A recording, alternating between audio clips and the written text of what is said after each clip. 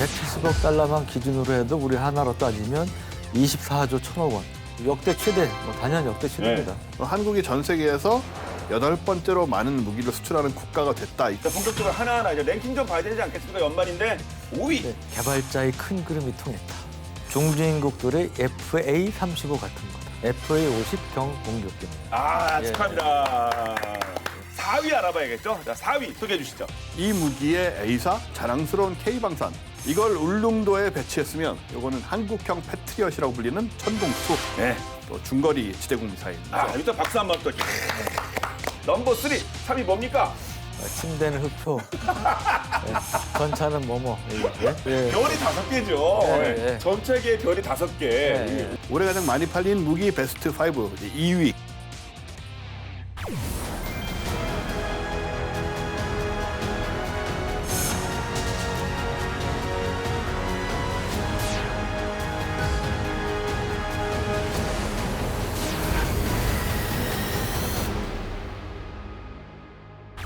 그래서 이제 이런 K2 전차의 뛰어난 명중률이 지난 1월에 입소문이 나기로 했는데 K2 에너 흑표 그리고 독일 레오파드 2A7 이 우리 경쟁자였던 이 설원 질주 영상이 있어요. 여기가 이제 우리 흑표. 예. 이렇게 이제 어깨를 나란히 하고 달리는 것만으로도 사실은 우리 입장에서는 야 우리가 이제 이렇게 레오파드와 경쟁을 하는구나 이런 느낌이 드는데 이게 로템이잖아요. 네, 우리가 앞서 나갔어요. 레오파드가 따라갔습니다. 그리고 여기서 이제 또 사격을 했죠. 예. 노르웨이 레나 기지에서 나토 표적의 4분의 1 크기에다 사격을 했는데 K2가 이제 정확하게 맞췄습니다. 이 소식이 폴란드를 비롯한 나토 회원국에 다 이제 퍼지게 되기 때문에 그런 부분도 굉장히 어필한 것 같아요. 아, 그래서 그 폴란드 그 국방장관님이 오셔서 직접 뭐 타보시고 테스트까지 하신 다음에 엑설런트가 나왔는데 그 다음에 그분은 또 뭐 하셨대요, 그 장관님이? 이제 여기에 그친 게 아니고요. 네. K9 FA-50 경공격기도 직접 돌아봤다고 하고요. 그래서 이제 이때 폴란드가 아주 또 급박하게 들어갑니다. 그 장관이 온 바로 일주일 뒤에 무려 34명의 전문가 팀이 방문을 해요. 한두 명, 아니 뭐 보통 출장 보내도 10명 미만이죠. 예. 뭐 많은 한 5명일 텐데 34명을 보낸 거예요. 그리고 여기에는 뭐 그 전차 전문가를 포함해서 FA-50 탈 공군 조종사, 소프트웨어 전문가, K9을 평가할 수 있는 전문가 이런 사람들 다 그냥 순식간에 모아가지고 확인한 겁니다. 네. 최단 시기 한국 가서 확인해봐. 그리고 이 도입하는 절차를 진행하라고 이제 지시를 내려서 이제 이런 일이 이제 벌어졌던 거고 우리 이제 국방부나 방위사업청 당연히 업체에 있는 분들이 성의를 다해서 성실하게 평가 지원을 좀 했었고 이거 이제 좋은 결과를 얻어서 이제 방산 수출 대박이 이제 성사가 된 거죠. 예. 폴란드와의 어떤 그 관계, 계약대로 그대로 저희가 약속대로 잘 수행하는 것이 가장 중요할 테고 그런데 또 우리 입장에서는 폴란드만으로 끝나면 좀 아쉽잖아요. 이렇게 잘 됐는데 그 다음 타자 있습니까? 예, 당연히 이제 K2 전차의 질주는 이제 시작인 거고요. 폴란드에 이어서 방금 설원 실험을 했던 노르웨이 그리고 이집트, 모로코까지 지금 넘보고 있는 상황입니다. 예. 이집트는 애초에 러시아의 T-90M 500대 이상을 이제 구매를 하기로 했었는데 지금 이제 관심이 K2 전체 쪽으로 많이 돌아와 있는 상태고요. 러시아의 T-90M은 카탈로그 상으로만 보면 세계 최강의 3.5세대 전차죠. 근데 이번에 이제 실전에 투입이 되면서 안 좋은 모습을 많이 보였습니다. 보병 휴대용 대전차 로켓에 그냥 파괴되는 그런 모습들 때문에 명성이 좀 바닥에 많이 떨어졌죠. 그 빈자리를 좀 K2가 좀 노릴 수 있다. 이렇게 보여지고요. 지금 모로코도 800대 규모의 신형 전차 도입 사업을 진행 중이거든요.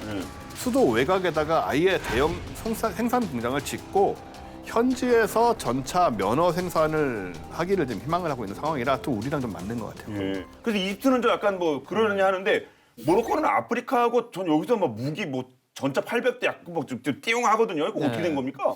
K2는 이 아프리카 맞춤형 또 버전도 있어요. 그러니까 이게 사막 특화형으로 그래요? 만들어진 이제 그런 것도 사막형 도색을 해가지고 모로코는 이제 사막이니까 엄청 건조하고 네. 뜨거운데 이 사막 특화형 K2는 이 포탑 위에 이렇게 파라솔 같은 차광막이 있어요. 근데 이게 괘씸하네요. 근데 이게 별거 아닌 것 같지만 굉장히 유용하다는 거예요. 실제로 이 사막에서는. 그래서 이런 것 그다음에 이제 아스팔트만 해도 엄청 달아올라서 막 거의 뭐 녹듯이 뭐 그럴 거 아닙니까? 철이면 아마 비틀리고 그럴 거예요. 네, 그래서 이걸 견딜 수 있는 특수 구모가 이제 적용이 돼 있고 또 엔진 과열을 막기 위한 냉각 시스템, 그다음에 에어컨까지 이제 겸비를 했다고 그럽니다. 이 모로코 우방국들 전차가 그다지 좋지 못한 평가를 받고 있는 것이 K2에 눈을 돌리게 되는 그런 요인이 될 수도 있는데 미군의 M1A2 전차가 그 사우디에서 예멘의 후티 방군한테 호되게 당한 적이 있어요. 천하의 M1A2가 부서지는 이런 네. 일들이 이제 벌어지기도 했고요. 또 다른 경쟁자인 레오파드 2 A7은 납기 지연되는 걸로 악명이 높고 또 가격 또한 우리 K2의 2배 달하는 이제 문제가 있죠. 뭐 이런 측면에서 K2가 유리한 점이 있다. 예. 이제 그 말씀드릴 수가 있겠습니다. 기대를 갖고 지켜보면 될 것 같고요. 근데 또 노르웨이도 말씀하셨잖아요. 노르웨이. 네. 노르웨이 그쪽은 어때요? 노르웨이도 처음에는 그동안에 이제 세평을 기준으로 보면 우리가 굉장히 밀렸죠. 워낙 레이파드 A7이 뭐 세계 정상급 정차로 옛날부터 유명했으니까. 근데 막상 시험 평가 가보니까 우리가 잘하는 부분들이 계속 나오는 거예요. 근데 일부에서는 뭐 이제 그런 얘기까지 들려요. 심지어 그 워낙 노르웨이들 독일제 전차를 쭉 써왔잖아요. 몇십 년 동안. 그러니까 거기 또 이게 라인이 있는 거죠. 또 이 기득권층에서 정치권하고 연결해가지고 한국 거 될 바에야 아예 그냥 계획을 무기 연기시키자 뭐 이런 움직임도 있다는 거예요. 그래서 뭐 발표가 지연되고 있다 이제 그런 얘기도 나오는데 이것도 되게만 한 17억 달러 우리 돈으로 한 2조 3천억 원 가까이 되는 대형 사업이기 때문에 이게 성사가 되면 가만히 있자 이게 132가 순위가 바뀌는 거 아닌가 모르겠네요. 아, 그 정도 규모가 되는 거예요? 예. 와. 한 2조 몇천억 되니까요. 예. 끝날 때까지 끝난 게 아니고 예. 중요한 것은 꺾이지 않는 마음이기 때문에 또, 예. 또 한번 희망을 갖고 기대해 보도록 하겠습니다. 자 이제 그러면 수출 꽃길 소식 가득한 K2에 이어서 올해를 빛낸 무기 어느덧 2등 되겠네. 2위 뭡니까?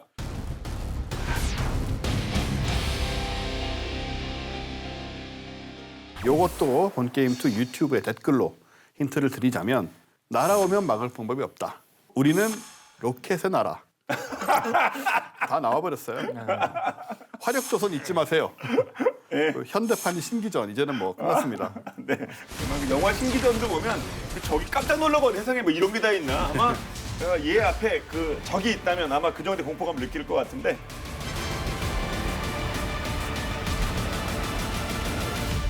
우리 포방 또 짝 아닙니까? 이제 하나하나 풀어볼까요? 예. 우리 뭐 포방부 얘기도 있죠. 네. 지난 10월에 성사가 됐으니까 이제 좀 최근에 들려온 뉴스라고 할 수 있고요. 네.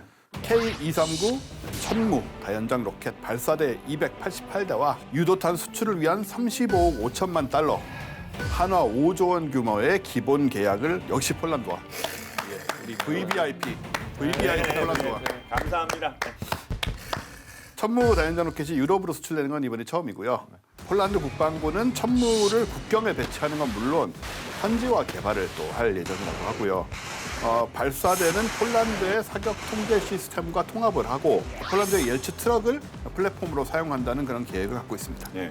발사대는 뭐 폴란드 뭐 차대는 폴란드 차대를 사용. 이러면 뭐 차대가 뽀태고 뭐 남는 거는 뭐 이런 얘기가 나올 수도 있는 거 아니겠습니까? 네. 방사능력 컨퍼런스 말씀도 드렸는데 그 기본 개념은 윈윈입니다. 그러니까 거기서 협력을 해서 제3국 시장을 같이 진출하자. 한국과 폴란드가. 그런 맥락에서 이 세미나도 보면 주 폴란드 한국 대사관하고 폴란드도 재밌는 게 밀떡들이 그렇게 많대요. 네. 그래요? 그래가지고 그 공동 주최한 회사가 폴란드의 온라인 전문 국방 전문 매체, 언론 매체가 우리나라도 그런 데가 하나 있는데 그래서 같이 배. 예, 공동 주최를 했고 그래서 제가 이제 그쪽 주최 초청으로 가서 주최를 했던 건데 폴란드 생산해야 폴란드도 동기부여가 될 거 아닙니까? 그리고 일자리 창출되고 그래서 거기에서 맞는 이제 뭐 개량형을 만들 수도 있고 그러면 이제 거기를 거점으로 해서 동유럽이든 북유럽이든 진출할 수가 있는 거죠. 그럼 우리 입장에서 의원 확장하면서 파이도 키울 수 있는 이제 그런 부분이 있기 때문에 이제 그런 측면에서 우리가 좀 접근해 볼 필요가 있다는 생각이 들고요. 또 이제 천무 같은 경우는 로켓 발사대 자체보다 거기 들어가는 탄, 로켓탄과 미사일 이게 이제 워낙 소모가 빨리 되기 때문에 이게 이제 사업이 훨씬 더 이제 비중이 크다. 이게 뭐 단적으로 발사 체계는 10%면 전체 로켓탄과 미사일 90%에 달하는 이 정도니까 어떤 부분은 우리가 만들고 어떤 부분은 폴란드 만들고 그거는 지금 녹화 시점 기준으로 계속 밀당하고 있어요, 사실. 폴란드하고 우리하고 업체들 간에 상당히 어떤 치열한 이제 그런 이제 신경전도 벌이면서 밀당을 하고 있는데 이제 그런 맥락에서 우리가 좀 볼 필요가 있고 좀 더 우리가 크게 폴란드를 활용해서 유럽 시장을 개척할 수 있는 그런 이제 우리가 전략적 접근을 좀 할 필요가 있다고 생각합니다. 예. 양국이 모두 윈윈할 수 있는 네. 그런 쪽으로 결론이 났으면 좋겠습니다. 일단 수출 계약금이 5조라고 하는데 근데 사실 중요한 거는 그 발사체 들어가는 거라면서요. 근데 뭐가 들어가는 거예요, 거기? 이제 사거리 80km에 239mm 유도 로켓 12발 그리고 사거리 약 300km인 전술 미사일을 이제 쏠 수 있는 300km짜리요? 이런 첨부가 들어가는 건데 네.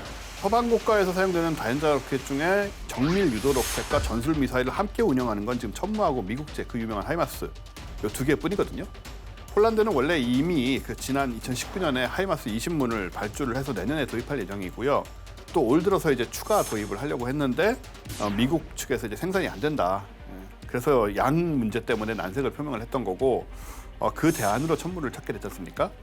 근데 성능과 비용에 있어서 하이마스보다 사실 첨무가 우위에 있단 말이죠. 첨무는 12발이 들어가는데 하이마스는 6발밖에 안 들어가고요. 장탄수가 2배고 그리고 가격에서도 탄약을 제외하고 대당 35억 원가량이니까 하이마스는 55억 원, 그러니까 60% 수준일 뿐이고 첨무는. 예. 그리고 생산 능력도 월등한 입장이라 사실 뭐 폴란드 입장에서는 오히려 손해본 게 하나도 없는 거죠. 오히려 이익을 보는 상황이 된 것이고 그리고 미사일의 급도 첨무가 우세한데 하이마스에 쓰이는 거는 에이테크스 전술 미사일인데 요거는 1980년대에 만들어진 노후 기종이라고 할 수 있고요. 네. 우리가 이제 수출하는 거는 이제 한국군이 휴전선 일대 갱도 진지를 부수기 위해서 개발한 KT즘 전술 지대지 미사일 개량형인 KT즘2의 수출 버전이거든요. 한마디로 첨무에 탑재되는 전술 미사일이 훨씬 더 최신형이고 우수한 성능을 지니고 있다 이렇게 보시면 돼요. 예. 아무튼 하이마스가 본인들이 제작이 늦어져가지고 어떤 막 기회를 걷어찬 거니까요. 근데 왜 이렇게 늦은 겁니까 그쪽은?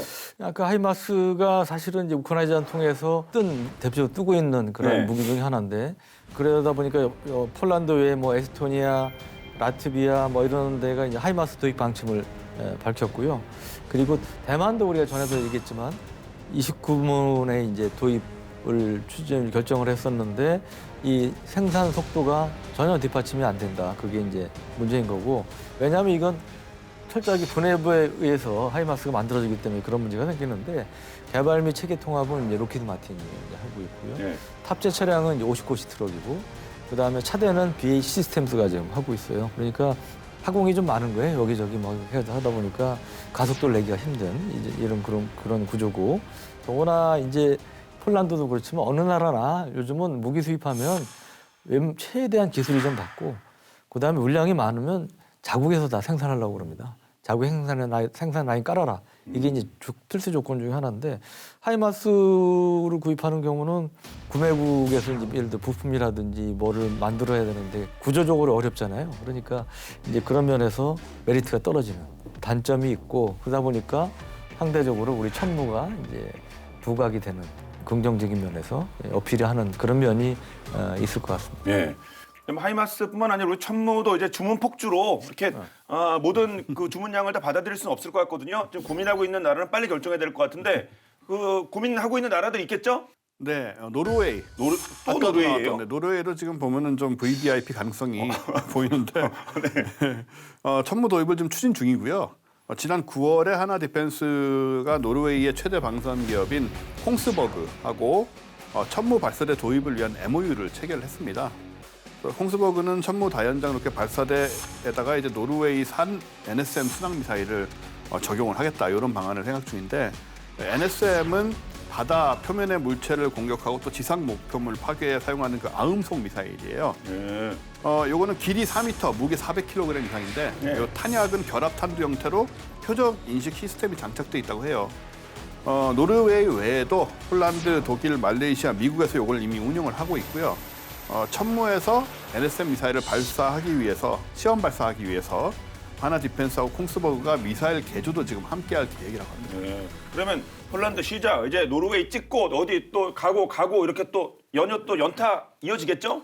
네, 그렇게 기대를 하고 있죠. 폴란드의 대량 구매 결정이 중요한 이유가 한국군 외에도 천무를 운영하는 나라가 있다. 이제 요거를 확보를 하는 점이 굉장히 중요하거든요. 또 폴란드 수출 실적을 토대로 당연히 이제 추가 판매를 노려볼 수 있게 되는데 앞으로 폴란드, 노르웨이에 이어서 호주 수출도 가능하지 않을까. 호주도 네. 아시다시피 우리랑 여러 가지 관계를 또 갖고 있으니까 그런 점에서 그래서 기대를 모으고 있고요. 하나 디펜스가 이제 호주 군 당국에 사실은 천무 도입을 또 제안도 했답니다. 그래서 하나는 천무 판매뿐만 아니고 기술 이전, 미사일 시스템, 탄약의 현지 생산까지 제공한다는 조건으로 지금 여러 가지로 좀 당기고 있는 그런 상황입니다. 예. 세계로 쭉쭉 뻗어가고 있는 우리 K방산 이제 넘버 원을 살펴볼 차례인데 올해를 빛낸 마지막 무기 최고의 무기가 되겠는데요.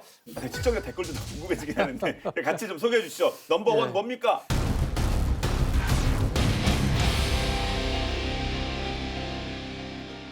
자주포계의 AK-47, M16이 돼가고 있다.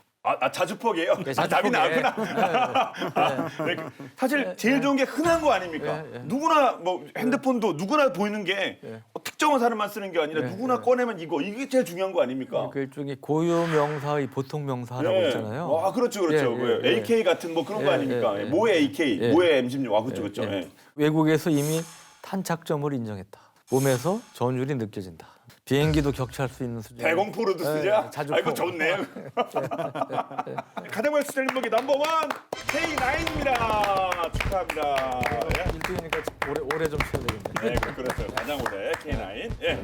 폴란드가 이제 또 얘기가 되는데 K9 212문을 지난 8월에 주문을 했고 155mm 탄약류를 포함해서 약 3조 2천억 원 규모의 계약을 체결했다고 합니다. 아니 3조면 이게 1위가 아닌 거 아닙니까? 뒤에 또 계속 팔 거라 때문에 그런가요? 예, 근데 이제 이게 첫 번째 이제 계약인 거고요. 네. 또 이제 K9은 폴란드뿐 아니고 또 다른 나라 케이스가 있어요. 지난 2월에 예. 이집트에서 계약이 체결됐는데 200문 기준으로 해서 약 2조 원 정도 수출하는 것으로 계약을 맺은 게 있고요. 이거만 합치면 이제 5조 2천억 원이 되죠. 근데 지금 보면 K9이 점점 넘사벽처럼 돼가고 있어요. 전 세계 시장 점유율이 차륜형까지 포함을 하면 50%가 넘고요.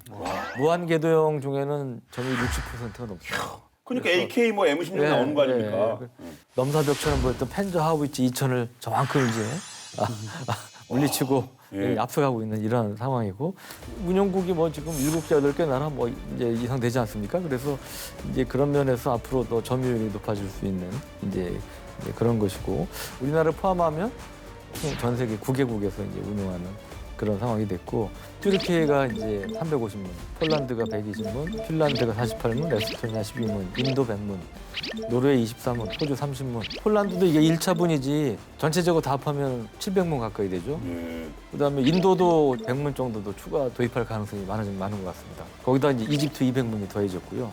예, 하나 디펜스 사장님하고 처음에 제가 옛날부터 아는 분인데 사장이 되신 다음에 저한테 막 큰 소리 치시는 거예요. 1000문을 수출하겠다고.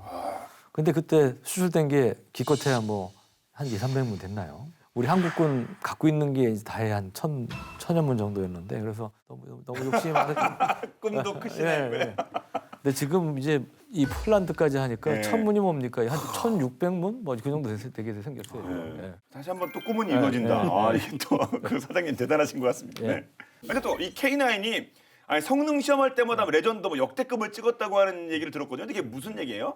2014년 노르웨이 수출 당시에 그 세계 시장에서 뭐 다들 전통의 강호라고 인정을 하는 바로 독일의 펜처 하우비츠 이거하고 이제 한국의 K9이 손 경쟁을 그때 벌였었거든요. 예, 눈 쌓인 노르웨이 산악에서 이제 기동 및 사격 시험을 했었는데 독일 제품은 고장이 났습니다.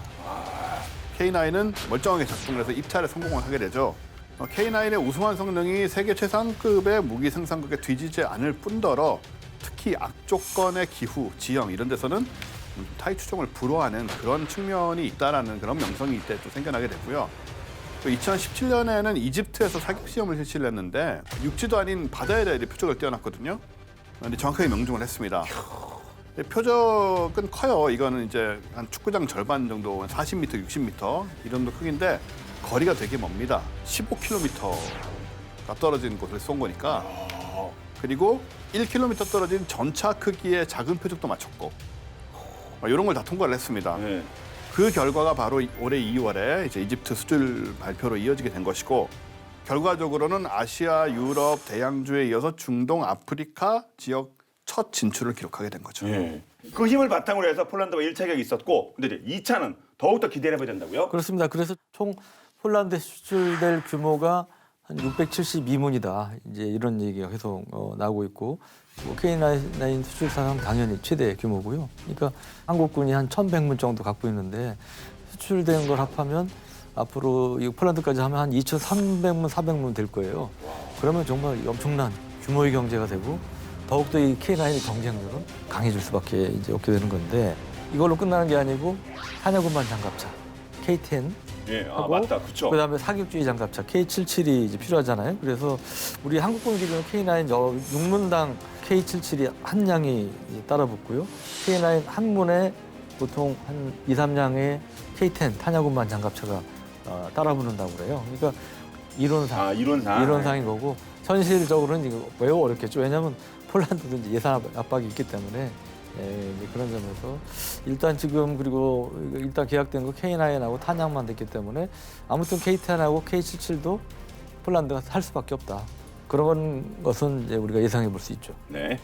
그런데 글로벌 시장을 뚫은 K9만의 노하우가 또 있죠, 분명히. 네, 아주 수출 전략이 굉장히 좀 남다른 측면이 있었습니다. 네. 과거 K9 전체 도입에 좀 폴란드가 부담을 느끼니까 K9 차체만 이제 제공을 했었죠. 폴란드군이 기존에 사용하던 포신하고 K9 차체를 조립해서 운용할 수 있도록 그렇게 하면서 신뢰를 쌓은 거고요. 방위 예산에 여유가 없는 핀란드나 에스토니아에는 중고 K9을 합리적인 가격에. 중고도 있어요, 중고? 근데 우리 군이 K9을 1,000문 가까이 지금 우리 게 있군요. 운용을 하고 있기 때문에 그중에 네. 리퍼. 리퍼? 예, 리퍼를 거쳐가지고 중고 수출을 할 수가 있었던 거죠. 리퍼는 그렇죠. 예. 예. 고장만 되면 리퍼도 아주 그 합리적인 선택이죠. 이런 쪽으로 여러 가지 접근을 한 거고요.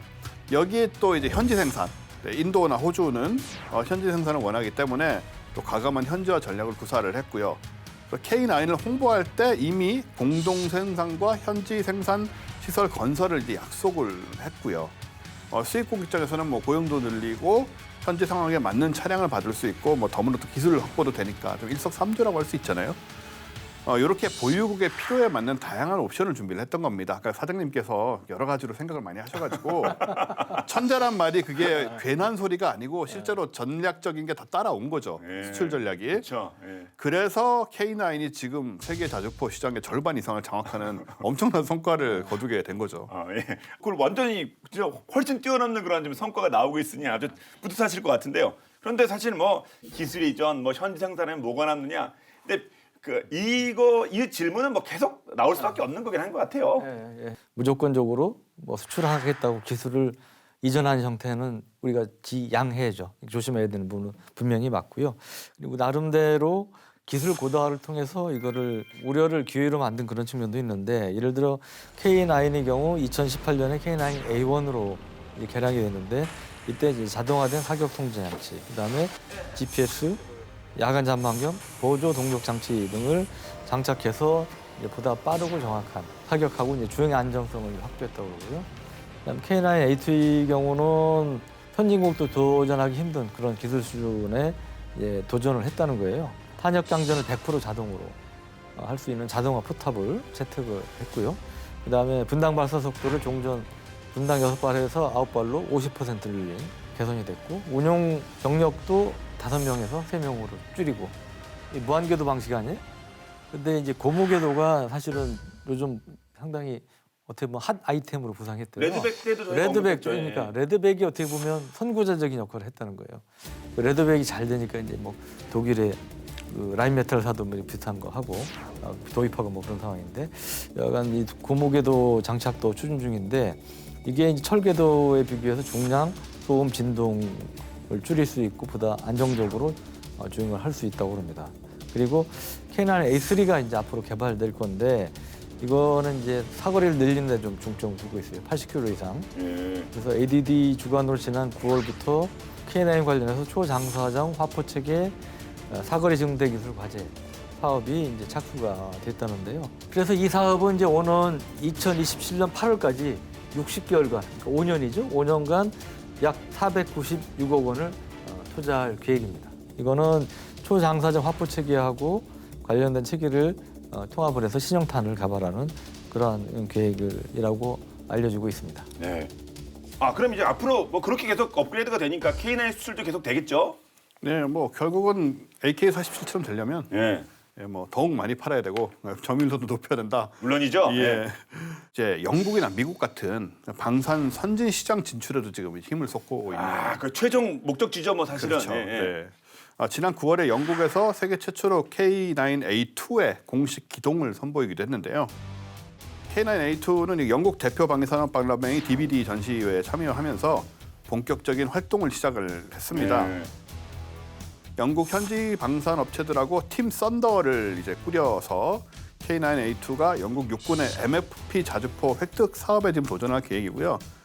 이 밖에도 지금 미국의 그 사거리 연장 자주포 사업에도 K9A2 핵심 기술을 제한할 예정이에요. 여러 가지로 지금 뭐 자주포 시장은 좀 장악을 하려는 그런 포부가 느껴지는. 게다가 이제 최근에 우크라이나 전쟁 이후에 그 야지 운용 능력이 뛰어난 궤도형 차량의 필요성이 많이 부각이 됐는데 이런 분위기 속에 기존 K9 구매국들도 또 추가 도입을 검토를 하고 있다고 하고요.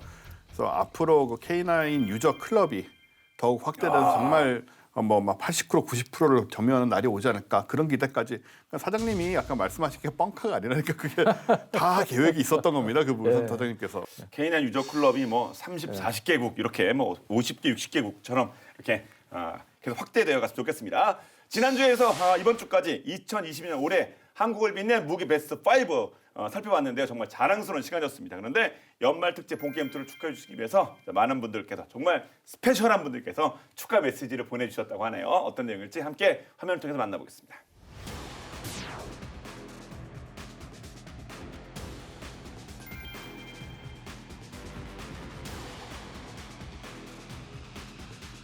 폴란드 수출은 카이 및 FA50 브랜드 인지도를 높여 그동안 아시아 지역에 편중되어 있던 수출 시장을 유럽 및 세계 시장으로 확장시킬 수 있는 긍정적인 계기로 작용할 것으로 기대하고 있습니다.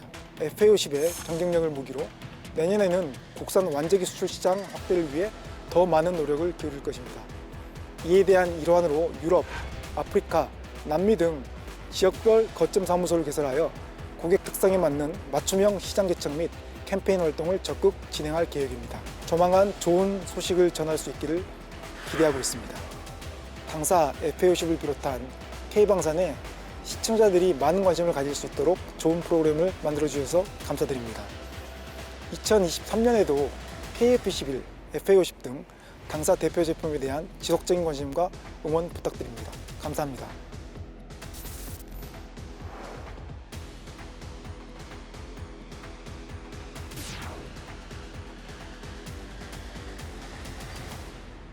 올해는 현대로템의 K2 전차를 비롯해 다양한 K 방산이 빛이 났던 한 해였던 것 같습니다. K2 전차의 폴란드 수출을 발판을 삼아서 당사가 생산하고 있는 차륜형 장갑차 그리고 무인 차량 이런 다양한 방산 제품들이 해외에 진출할 수 있도록 노력하겠습니다. 본게임2를 시청하시는 시청자분들과 출연자분들을 비롯해 제작진 여러분 모두 새해 복 많이 받으시고 23년도에도 건강하고 즐거움이 가득한 한 해가 되시기를 바라겠습니다.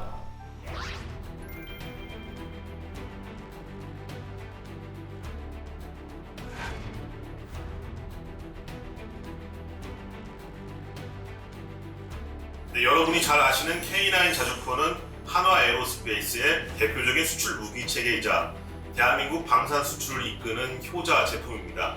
K9 자주포는 여기에 그치지 않고 앞으로 더욱더 진화할 예정입니다. 자동 장전 포탑 탑재, 사거리 연장, 원격 무인 운용 시스템 등 미래형 자주포 체계로 발전해 나갈 예정입니다.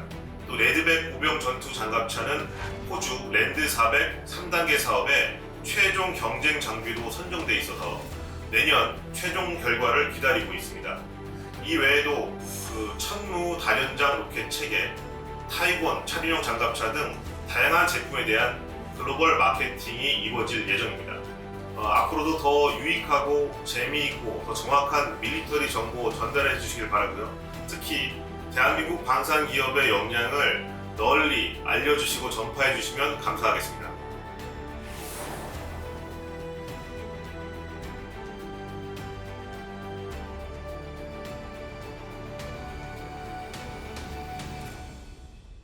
자, 귀한 시간 내주셔서 인터뷰 응해주신 그 관계자분들께 진심으로 감사드리겠습니다. 자, 그런데 이제 문득 궁금한 게 우리가 이렇게 막 잘 나가면 네. 뭐 사촌이 뭘 사면 그렇죠, 왜, 그렇죠. 우리 주변 나라 반응이 어떻습니까? 우선 미국은 우리하고 이제 동맹 관계지만 또 일부 뭐 이런 부분은 또 경쟁 관계가 되는 거잖아요. 그렇죠. 무기 업체는 수출에서는 있으니까, 그렇죠. 그렇죠. 예. CNN이 뭐라고 그랬냐면 한국이 방위 산업의 메이저 리그에 진입했다. 이런 표현을 예. 했다고 그러고요. 예, 그 이유는 한국 군사 장비가 미국산보다 싸면서도 매우 유력한 대안이다. 그것까지 인정을 했다고 하고요. 미국 방산업체들이 사실은 일부 업체들이 이제 실적이 줄어서 이거 걱정을 해야 되는 이제 그런 상황이기도 하기 때문에 우리 K방산이 잘 나가는 거에 대해서 불편할 수도 있겠죠. 미국의 군사 전문가들은 사실 이 정부 간 경쟁이 아니고 이건 사기업 간 경쟁이다. 맞죠? 이렇게 네. 맞는 얘기죠, 사실은. 그러니까 너무 오버해서 그럴 필요 없다. 이제 그런 얘기들 반응을 보이고 있다는 거고요. 적어도 이 국방부는 이 폴란드 한국 산 무기 수출에 대해서 나토에 대한 한국의 기여를 환영한다. 이런 이제 공식적인 입장을 표명하기도 했답니다. 예. 일본 쪽은 뭐랍니까? 솔직히 일본 쪽은 궁금하거든요. 네. 일본 쪽은 뭐래요? 뭐 일종의 좀 시샘을 한다고 그럴까요? 뭐 이제 그런 이제 반응들이 이제 일부 나오는 것으로 알려지고 있는데 일본 방산이 요즘 힘들어요. 그리고 지지부진한 이런 상황이어서 일본 언론인들이 이걸 두 개를 비교하는 이제 그러한 보도들을 잇따라 내보내고 있다고 하고요.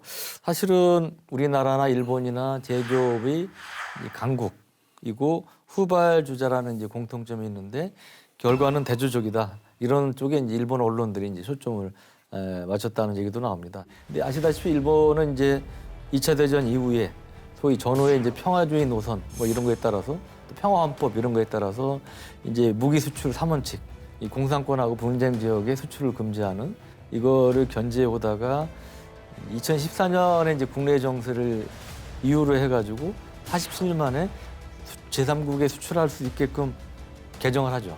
개정을 하는데 그래서 한동안 일본 방산에 대해서 야 우리 큰일 났다. 일본 무기들이 이제 막 우리 경쟁자가 되지 않겠냐 뭐 걱정들 하고 그런데 사실 일본 무기 뭐 수출됐다는 거 기사 보신 적 있어요?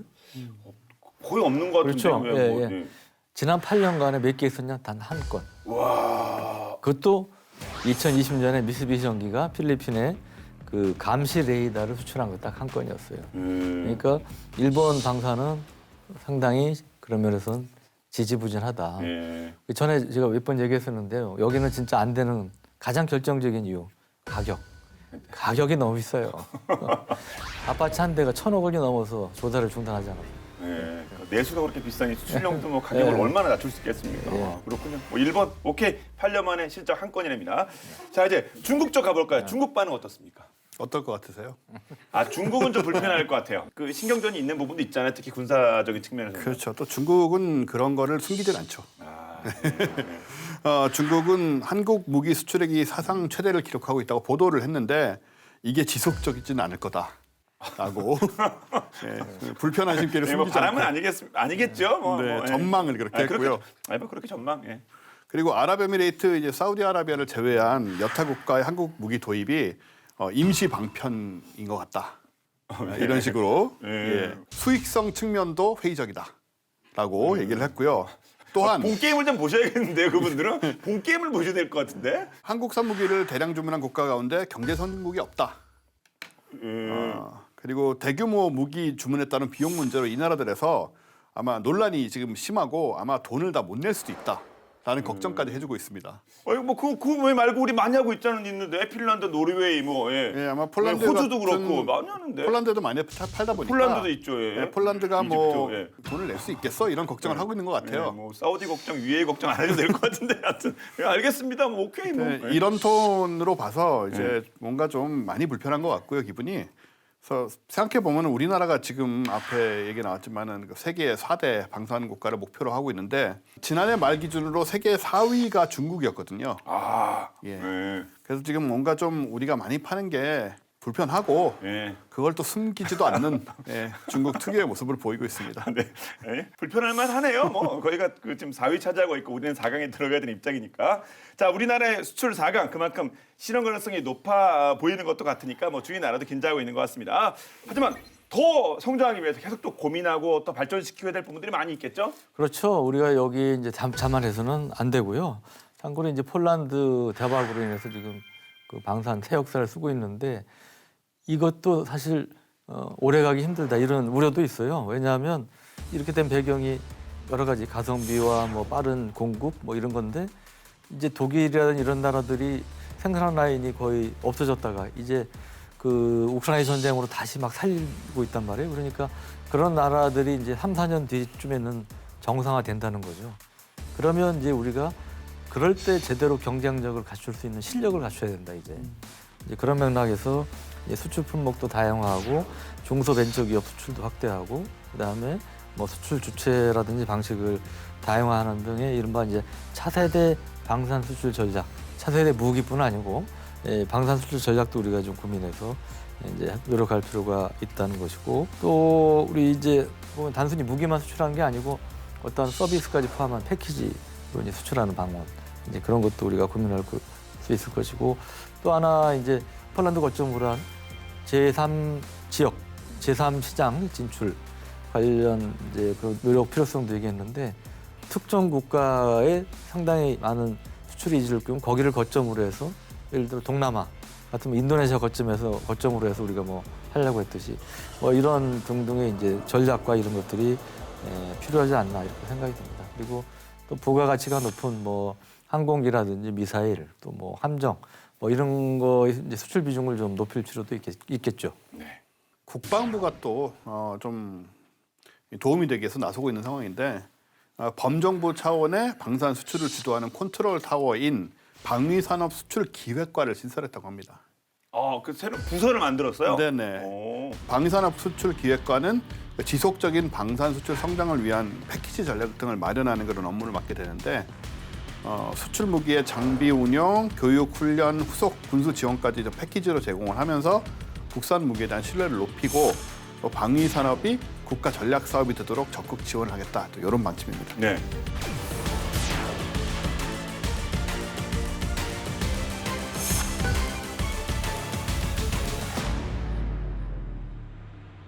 이번 방산 수출 성과는 방위 산업을 첨단 전략 산업이자 미래 먹거리 산업으로 육성하고자 하는 정부의 강력한 의지와 방산업체의 어떤 피땀 흘린 노력 그리고 우리 군의 헌신적인 지원과 협조가 있어서 가능한 성과라고 생각합니다. 국방부 방산수출기획과는 산업부나 외교부 등 어떤 관계부처의 어떤 범정부 차원의 지원을 주도하고 지역별, 국가별 맞춤형 수출 전략을 수립하기 위해서 저희 과가 신설되었습니다.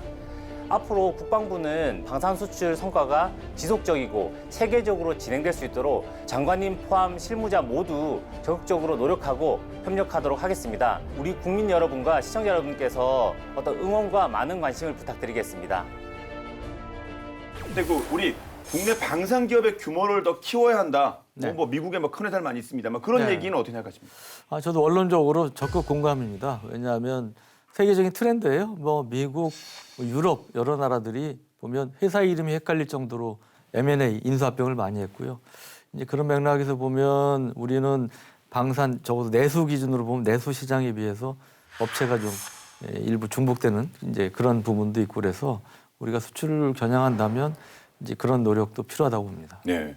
그러면 또 느낌적인 느낌으로 이번에 탑5에 들지 않았습니다만 앞으로 조금 더 세계적으로 각광받을 것 같은 자, 그런데 무기 좀 어떻게 좀 추천해 주신다면?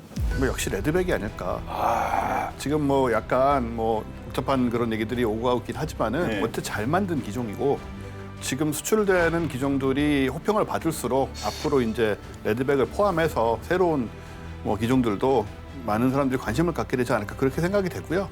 오늘 다룬 무기 외에도 또 올해 수출된 무기가 더 있습니다. 여기 다 들지 못했지만 5위 안에 바다에서 경쟁력을 발휘하고 있는 한국 무기가 있는데 지난 5월에 현대중공업이 7,200억 원 규모의 그 필리핀 원의 경비함 6척을 또 수주를 했어요. 그러니까 이런 식으로 가다 보면 우리가 이제 5위 안에 지금 해군 무기는 들어가 있지 않은데 충분히 그쪽도 또 바라볼 수 있는 그런 상황들이 조만간 도래하지 않을까 그렇게 생각이 됩니다. 그와 함께 우리가 중후장대형 무기뿐 아니고 가장 기본적인 무기는 뭐예요? 총 아니에요? 아 소총. 예. 이 총기류도 사실 우리가 뭐 중남미라든지 다른 뭐 동남아라든지 여러 국가의 수출을 추진해볼 만한 그런 아이템 중에 하나가 될 것 같습니다. 예, 소총 가장 기본적인 건데요. 네. 예. 소총도 2023년에 좀 자세히 다뤄봤으면 좋겠네요. 자, 2022년 올해를 빛낸 무기들 살펴봤는데 오늘 뭐 이야기 나누다 보니까 진격의 K 방산 정말 엄청납니다. 하지만 이게 시작입니다. 내년, 내후년 더욱 성장할 것 같고요.